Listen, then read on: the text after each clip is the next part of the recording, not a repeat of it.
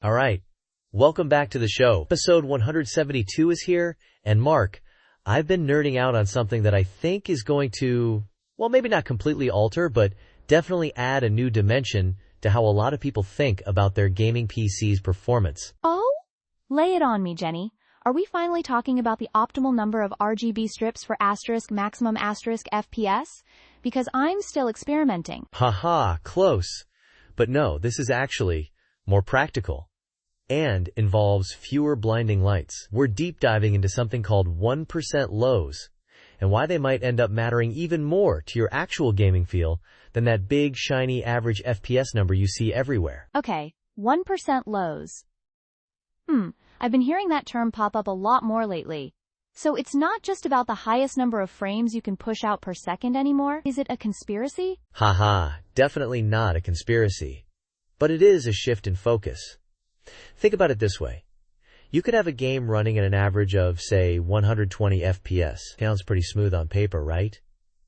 But if every few seconds there's a tiny stumble, a brief hitch, that's where 1% lows come in. So it's about the times consistency, times of the frame delivery, like how often you dip below a certain performance threshold. Precisely.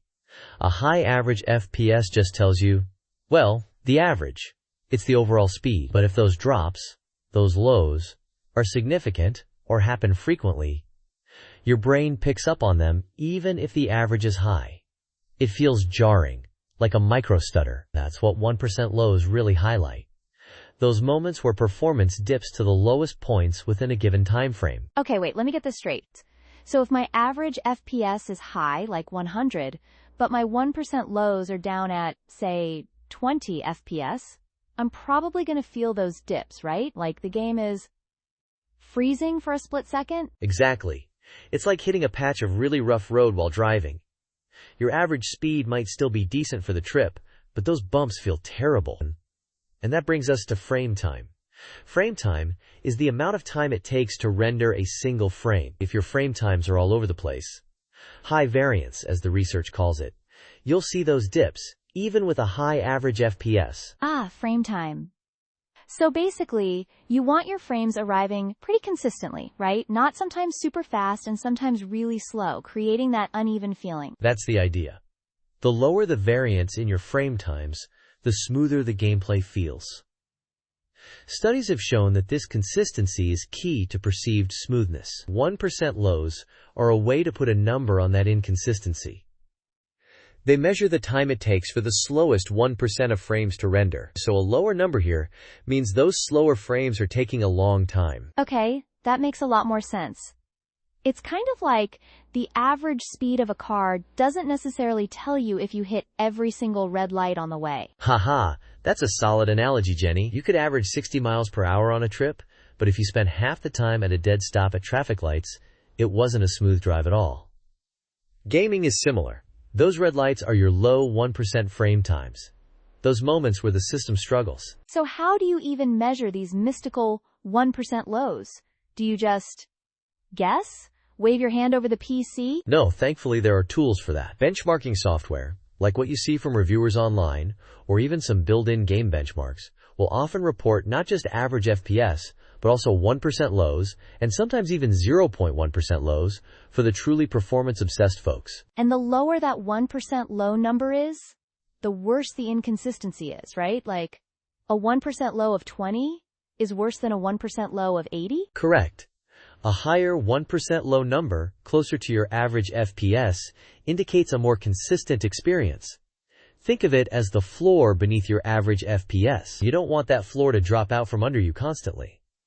A higher 1% low means that even at its worst, your frame rate isn't dipping drastically. So if my game feels stuttery, but my average FPS looks good, the first thing I should probably check is my 1% lows using one of those tools. Absolutely. That's step one in diagnosing the issue. And that leads to the next question. What causes poor 1% lows? Is it always just the graphics card struggling? I'd guess the GPU carries a lot of the weight for how many frames you get overall, so maybe it's mostly that? The big, flashy component? That's a common assumption, and the GPU is certainly a major player in rendering frames. But it's not the whole story. The CPU is also a big factor, perhaps even more so when it comes to consistency. The CPU is handling a lot of the game's logic, AI, physics, drawing calls, managing assets. And if it gets bogged down, it can cause delays in frames getting to the GPU for rendering. The GPU might be waiting on the CPU. So a busy or bottlenecked CPU can basically hold up the whole process and cause those stutters, those moments of low performance, even if your graphics card is capable of pushing way more frames? Precisely. Research indicates that CPU and RAM bottlenecks can significantly impact frame time consistency. It's a team effort between the CPU and GPU, and if one isn't keeping up with the other, you'll see those dips, and even other things, like slow RAM running at incorrect speeds, or even your operating system running demanding background tasks, can affect frame time consistency and contribute to poor 1% lows. Okay, so if I'm seeing bad 1% lows, it's not just about automatically thinking I need a new, more powerful graphics card. It could be something else in my system acting as a bottleneck, even the CPU or RAM. For sure. That's why broad system optimization is so important. Keeping your graphics drivers updated, your chipset drivers current, closing unnecessary background programs that are eating up resources, making sure your system isn't overheating and thermal throttling. All of that can contribute to smoother frame delivery and better 1% lows across the board. So if I'm looking at reviews or benchmarks when considering hardware, I should probably pay less attention to just that impressive peak average FPS number and maybe put more stock in the 1% low figures and how close they are to the average. 100%.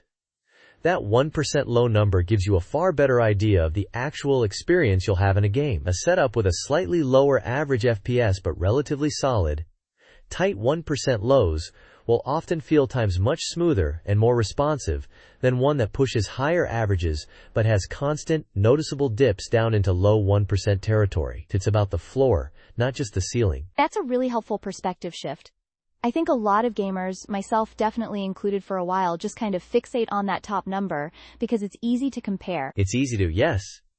It's the prominent, simple to understand figure. But the industry is thankfully moving towards including more detailed metrics like percentile lows in their benchmarks, which is a win for informed consumers. Definitely. So what are some practical things listeners can try if they feel like their games are stuttering or just lack that buttery smoothness, even if their average FPS looks decent? First, like we said, use a benchmarking tool that reports 1% lows to confirm if that's the issue you're facing. Then, look at common culprits.